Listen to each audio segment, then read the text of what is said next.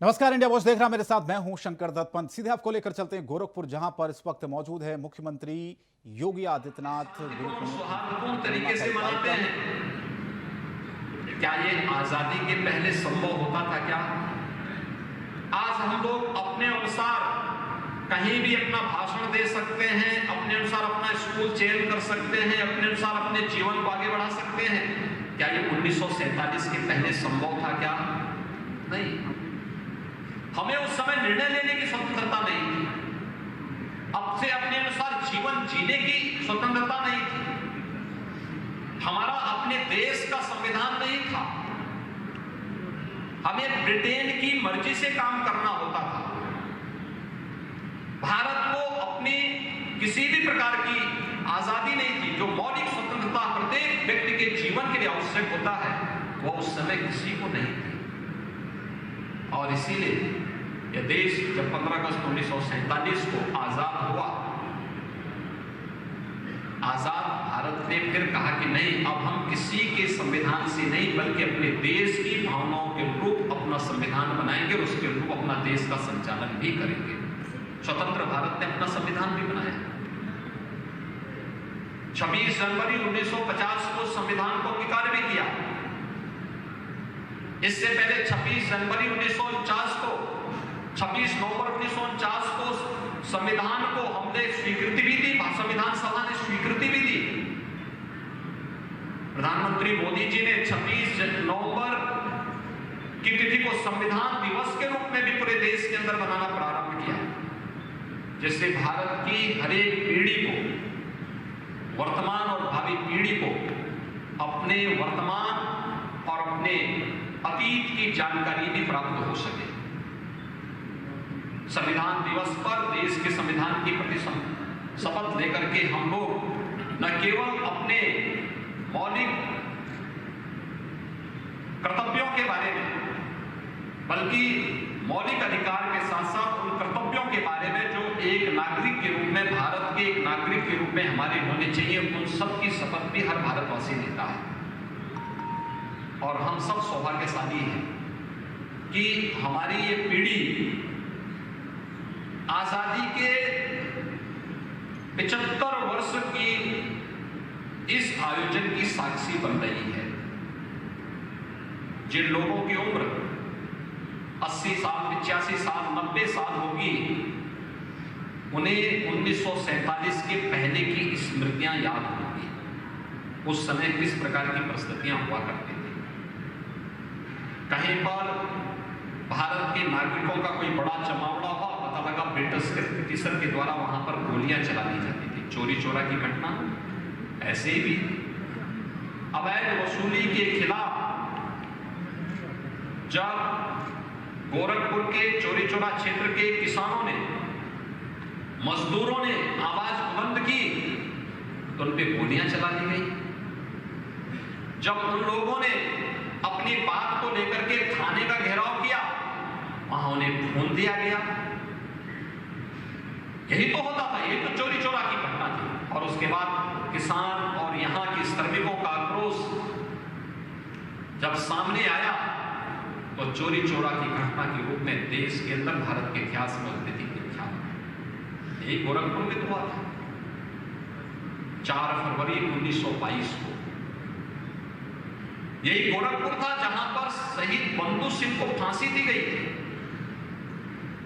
शहीद बंधु सिंह ने 1857 में भारत की स्वाधीनता के लिए, उस समय पूरे देश के अंदर आजादी के लिए जो आवाजें उठ रही थी, उसका नेतृत्व शहीद बंधु सिंह समेत तमाम अन्य ऐसे महापुरुषों ने 1857 में भी गोरखपुर और आसपास के क्षेत्र में उसकी क्रांति की लौ को जलाया था। कहीं शहीद मंगल पांडे के नेतृत्व में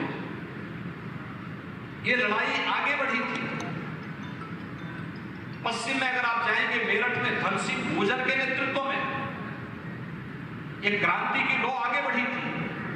कहीं झांसी की रानी लक्ष्मीबाई झांसी के अंदर इस लड़ाई को लेकर के देश की स्वाधीनता के लिए लड़ रही थी। अलग अलग क्षेत्र में कोई देश का कोना ऐसा नहीं बचा था जहां पर देश की आजादी के लिए लोगों ने अपने आप को बलिदान न किया हो, आगे बढ़ करके कार्य न किया हो। गोरखपुर में ही 1942 में दोहरिया में भी घटना घटित हुई थी। यानी हम लोग भारत छोड़ो आंदोलन में, गांधी जी के आंदोलन में भारत शामिल हो रहा है, और अगर गोरखपुर के छोटे से गांव के लोगों ने इस आंदोलन में सहभागी होने का अपने को जोड़ा और एक जुलूस निकल रहा है, तो उसी में पूरा डोहरिया गांव समाप्त कर दिया गया, जला दिया गया, दर्जनों लोग मार दिए गए, झूठे मुकदमे में फंसा दिए गए। यही विदेशी हुकूमत का शासन होता है। वे अत्याचार करते थे, अन्याय करते थे, हमारी आवाज को आगे बढ़ने नहीं देते थे, और इसी अन्याय अत्याचार के खिलाफ भारत का अपना शासन होगा। देश के क्रांतिकारियों ने, देश के स्वतंत्रता संग्राम सेनानियों ने देश की आजादी के लिए जो योगदान दिया, इसका परिणाम है 15 अगस्त 1947 में देश आजाद हुआ, और 75 वर्ष की यात्रा भारत ने कैसे तय की है, यह 75वें वर्ष में आजादी का अमृत महोत्सव आयोजन के साथ हम सबको जुड़ने का अवसर प्राप्त हो रहा है, और इस अवसर के लिए हम सबको भी एक संकल्प के साथ जुड़ना है। देखिए, आयोजन के साथ जुड़ जाना, शासन स्तर पर, स्थानीय स्तर पर, विभिन्न सामाजिक सांस्कृतिक संगठनों के स्तर पर कार्यक्रम बनेंगे, और मुझे लगता है हर भारतवासी का दायित्व बनता है इन कार्यक्रमों में हम सब सहभागी बने। गोरखपुर वह स्थान है जहां पंडित राम प्रसाद बिस्मिल को फांसी की सजा हुई थी। उन्होंने लखनऊ के काकोरी नामक स्थान पर अंग्रेजों के खजाने को लूटा था। उसको वहां पर भारत का खजाना भारत से जाकर के ब्रिटेन जाएगा, ये कैसे हो पाएगा? नहीं हो सकता। भारत का पैसा भारत में ही लगना चाहिए, भारत के क्रांतिकारियों की मांग थी। और उस समय पंडित राम प्रसाद बिस्मिल, अस्फाउल्लाह खां, ठाकुर रोशन सिंह, चंद्रशेखर आजाद, राजेंद्र प्रसाद लाड़ी, इन सभी क्रांतिकारियों ने एक योजना बनाकर के ट्रेन रोकी और खजाना लेकर के, और उन्होंने कहा कि हम ब्रिटिशर के खिलाफ अपना आंदोलन आगे बढ़ाएं। काकोरी कांड के नाम पर ये सभी क्रांतिकारियों को फांसी की सजा हुई थी। चंद्रशेखर आजाद प्रयागराज में शहीद हुए थे, लेकिन शेष अन्य को, किसी को गोरखपुर में, किसी को गोंडा में, किसी को अयोध्या में, किसी को नैनी में, अलग अलग जगह फांसी हुई थी। आजादी के उन दीवानों के सपनों को साकार करने का भारत बनाना है, और इसीलिए प्रधानमंत्री जी ने कहा कि आजादी के अमृत महोत्सव आयोजन को उस प्रकार से यादगार बनाना, और देश की आजादी के शताब्दी वर्ष के लिए लक्ष्य तय करना। 25 वर्षों के लिए अभी से हम कार्य करना प्रारंभ करेंगे। आप जैसे अपने बच्चे को पढ़ाते होंगे, स्कूल भेजते होंगे, पहले से तय करते होंगे कि मैं बच्चे को जब पहली क्लास में भेजूंगा तो एक समय जाकर के स्नातक होगा, परास्नातक होगा, उस क्षेत्र में आगे बढ़ेगा, उत्तम शिक्षा अर्जित करेगा, जीवन के अलग अलग क्षेत्र में, कोई चाहेगा वो सर्विस में जाए, अच्छी सेवा में जाए, कोई चाहेगा वो व्यवसाय के क्षेत्र में जाए, कोई चाहेगा कि अपना स्वयं का स्टार्टअप स्थापित करे, कोई चाहेगा कि यह व्यक्ति बाहर जाए, कोई चाहेगा कि अपने घर में रहे, अपने कारोबार को देखे। अलग अलग फील्ड में व्यक्ति की रुचि के अनुरूप आप कार्य योजना एक अभिभावक के रूप में अपने बच्चे का तैयार करते हैं। ऐसे ही देश की आजादी के अमृत महोत्सव वर्ष से शताब्दी वर्ष के लिए आगामी 25 वर्षों की कार्य योजना के लिए देश अब कार्य करना प्रारंभ करेगा, और उसमें भी मेरा देश वैभवशाली हो, मेरा देश दुनिया का समृद्धतम देश हो, मेरा देश दुनिया का सबसे ताकतवर देश हो। कौन ऐसा भारतवासी होगा जिसके मन में इस प्रकार की भावना नहीं? और मुझे लगता है हर भारतवासी का जो जिस क्षेत्र में काम कर रहा है, पूरी राष्ट्र निष्ठा के साथ कार्य करना अगर प्रारंभ कर दे, तो अमृत महोत्सव वर्ष की सार्थकता भी होगी, और आगामी 25 वर्षों की एक कार्य योजना जो पूरे देश के लिए लागू होनी है, उस कार्य योजना के साथ हम सब भी जुड़ेंगे। और अमृत महोत्सव 500 वर्ष की जो सबसे बड़ी ताकत होगी वो ताकत होगी हर घर में तिरंगा लहराना चाहिए। भारत के आन मान और शान के प्रतीक, भारत के प्रतीकों का भारत के अंदर सम्मान होना चाहिए। भारत का राष्ट्रगान, भारत का राष्ट्रगीत, भारत का आन मान शान का प्रतीक तिरंगा, भारत का संविधान, इन सब के प्रति सम्मान का भाव हर भारतवासी के मन में होना चाहिए। क्योंकि ये प्रतीक केवल प्रतीक नहीं है, ये राष्ट्र की प्रेरणा है। हमारे आगे बढ़ने के लिए हमारा एक दिग्दर्शन है और उस कार्यक्रम के साथ हम सबको जुड़ना होगा और उस कार्यक्रम के साथ जुड़ने के लिए ही आजादी का यह अमृत महोत्सव हम सबके लिए अत्यंत मायने रखता है। हर व्यक्ति अगर अपने अपने दायित्वों का निर्वहन अपने क्षेत्र में करना प्रारंभ कर दे, देश पिछले 8 वर्ष के अंदर जिस तेजी के साथ दुनिया की बड़ी अर्थव्यवस्था बनने पर अग्रसर हुआ है, कोई कारण नहीं कि यह आने वाली सदी भारत की सदी होगी। भारत दुनिया को नेतृत्व करेगा। भारत दुनिया के अंदर भारत की ताकत का एहसास आज दुनिया के अंदर हो रहा है। भारत की अर्थव्यवस्था दुनिया के अंदर तेजी के साथ बढ़ती हुई अर्थव्यवस्था में है और वर्तमान में कोरोना जैसी महामारी के बावजूद लोकतांत्रिक व्यवस्था में भारत के अंदर प्रत्येक व्यक्ति के मौलिक अधिकारों की रक्षा करते हुए कोरोना प्रबंधन के साथ ही उत्तर प्रदेश ने और देश ने जो लक्ष्य प्राप्त किए हैं, आज भारत देश के अंदर सबसे तेजी के साथ उभरती हुई अर्थव्यवस्था के साथ आगे बढ़ रहा है। ये चीजें साबित करती हैं कि हमारा जो ट्रैक है एकदम सही है। लेकिन देश की सरकार, प्रदेश की सरकार जिस लक्ष्य को प्राप्त करने के लिए कार्य कर रही है, हम सबका दायित्व भी बनता है कि हम भी उसके साथ जुड़ करके उस लक्ष्य को प्राप्त करने की दिशा में हम भी अपने स्तर पर अपने क्षेत्र में योगदान करें। लेकिन कोई व्यक्ति ये नहीं कह सकता कि साहब मैं क्या करूं तो जो है मैं सरकार का पार्ट नहीं। आप सब लोकतंत्र में जनता मालिक होती है और लोकतंत्र में जनता सब कुछ करती है।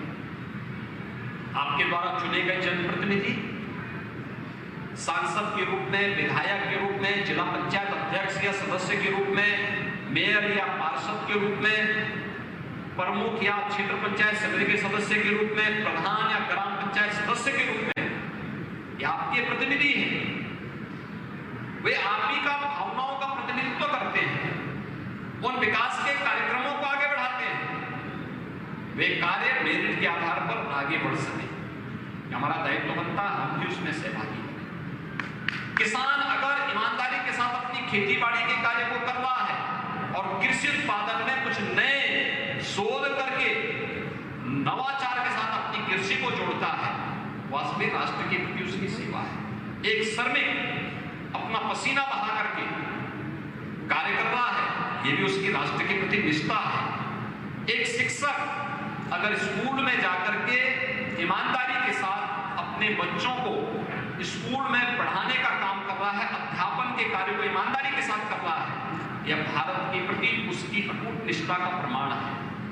एक छात्र अगर ईमानदारी के साथ अपनी क्लास में पढ़ता है और ईमानदारी के साथ स्कूल के अनुशासन को मानते हुए उन सभी गतिविधियों में सहभागी बनता है, ये उसकी अपने राष्ट्र के प्रति अटूट निष्ठा का प्रमाण होता है। एक सरकारी कर्मचारी हो या किसी भी फील्ड से जुड़ा हुआ कोई व्यक्ति, कलाकार हो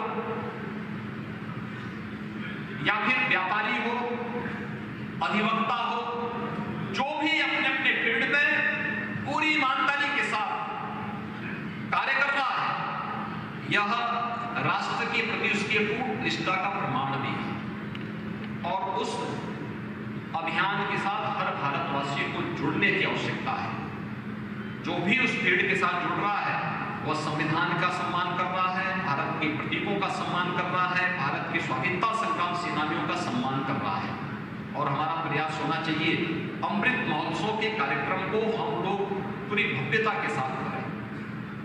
क्या ये संभव हो सकता है कि हमारी संस्थाओं में 15 अगस्त के आयोजन के साथ 11 अगस्त से लेकर 18 अगस्त के बीच जो विभिन्न प्रकार के आयोजन होने हैं, अलग अलग दिन अलग अलग प्रकार के कार्यक्रम हो, बेसिक शिक्षा परिषद, माध्यमिक शिक्षा, उच्च शिक्षा, तकनीकी शिक्षा, व्यावसायिक शिक्षा, इन सब से जुड़े हुए बच्चे अलग अलग दिन प्रभात फेरी के कार्यक्रम के साथ जुड़े, स्वच्छता अभियान के साथ जुड़े। स्वच्छता की कीमत को तो पूर्वी उत्तर प्रदेश से ज्यादा कौन समझ सकता है। याद करिए, यही जुलाई का महीना होता था जब हर माँ बाप सशंकित रहता था आज से 4 साल पहले, कब दिमागी बुखार आ जाए, कब ये नौ की बीमारी आ जाए और कब बच्चे को निगल दे, कोई भरोसा नहीं होता।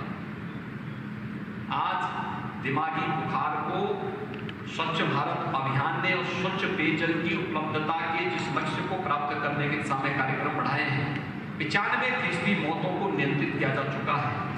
जनता का शासन प्रशासन के सहयोग के साथ सहयोग बना, बीमारी नियंत्रित हो गई। लेकिन जब लोग गंदगी में रहते थे, लोग स्वास्थ्य के बारे में बहुत जागरूक नहीं थे, स्वच्छता के प्रति जागरूक नहीं थे, तो इसी गोरखपुर के बीआरडी मेडिकल कॉलेज में 1200 से 1500 बच्चों की मौत हुई थी। गांव में जो व्यक्ति बीमार है, जो बच्चा बीमार है, वहां मौत हो रही है, वो अलग सी है। एक लंबी श्रृंखला खड़ी होती थी, बदनामी अलग से होती थी। हम केवल दोषारोपण करते थे, सरकार ने दोषारोपण नहीं किया, सरकार ने अपने स्तर पर व्यवस्था की और परिणाम क्या रहा? 95% मौत को नियंत्रित करने में सफलता प्राप्त हुई है। इसमें केवल सरकार ने ही योगदान नहीं किया, जनता का भी सहयोग लिया गया, तमाम अन्य संगठनों ने भी सहयोग किया, सामाजिक संगठन भी आए, व्यापारिक संगठन भी आए, अलग अलग स्तर के लोगों ने सहभागिता सुनिश्चित की। आंगनबाड़ी, आशा वर्कर, ये सभी लोग जुटे, स्वास्थ्य विभाग भी जुड़ा, ग्राम्य विकास, पंचायती राज, नगर विकास, महिला और बाल विकास विभाग के सभी लोग जुड़े। परिणाम सबके सामने आ गए। जब भी टीम वर्क होगी, सबकी भावनाएं एक जैसी कार्य करते हुए दिखाई देगी, परिणाम हमारे अनुकूल आएगा। जब भी अलग अलग हमारी सोच होगी, अलग अलग दिशा में हर व्यक्ति जाएगा, परिणाम हमेशा प्रतिकूल हो जाएगा। और इसलिए एक दिशा में सोचना, एक साथ चलना, एक साथ मिलकर के कार्य करना और लक्ष्य की प्राप्ति करने के लिए अहर्निश प्रयास करना, ये जीवन का लक्ष्य होना चाहिए। और हम लोगों ने इसको किया।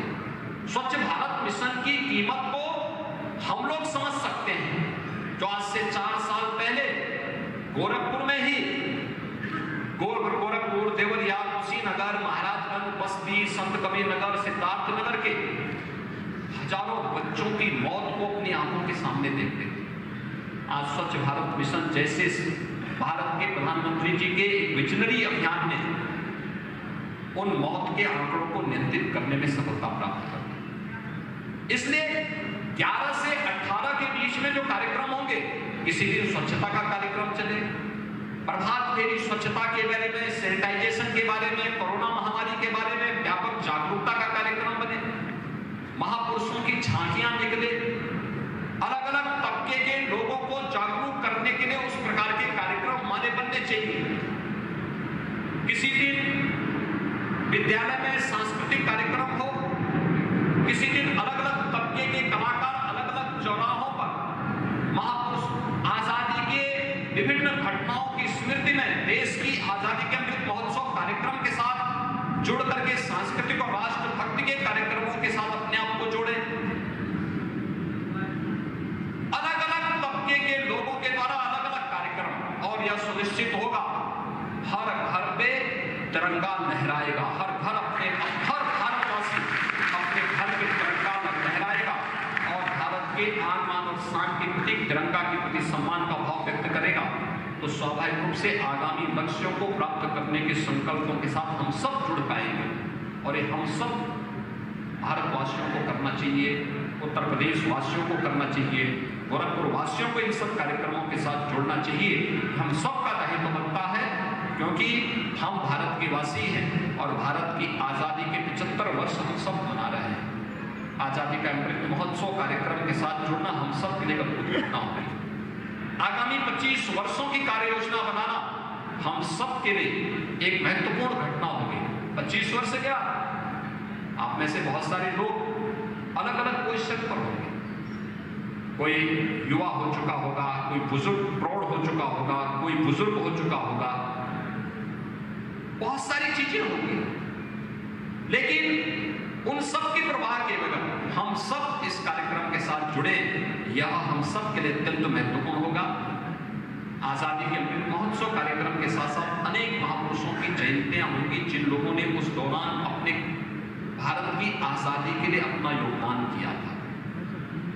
गोरखपुर में शहीद बंधु सिंह का, पंडित राम प्रसाद बिस्मिल का है, चोरी चौरा डोहरिया और भी अन्य जो गोरखपुर में ऐसे महत्वपूर्ण स्थल है, वहां से जुड़े हुए उन क्रांतिकारी और शहीदों के बारे में भी हम सबको कुछ विशिष्ट कार्यक्रम बनाने चाहिए, विशेष आयोजन करने चाहिए। यह एक लक्ष्य है। दूसरा, आजादी की लड़ाई में सफलता प्राप्त हुई तब जब भारत ने स्वदेशी अपनाया था। स्वदेशी का मतलब जो भारत के लोगों के द्वारा ही, भारत के हस्तशिल्पियों के द्वारा, भारत के कलाकारों के द्वारा, कारीगरों के द्वारा जो उत्पाद बनाया जाए, उसको भारत ने जब स्वीकार करना किया, विदेशी वस्तुओं की बोलियां चली, स्वदेशी वस्तुओं को लोगों ने अपनाना शुरू किया। देखते ही देखते पूरे देश के अंदर आंदोलन एक नए ओज और तेज के साथ आगे बढ़ा। आज प्रधानमंत्री जी ने एक नया लक्ष्य दिया है, आत्मनिर्भर भारत का। आत्मनिर्भर भारत तभी आगे बढ़ेगा जब हम सब अपने स्वदेशी वस्तुओं को प्रमोट करेंगे।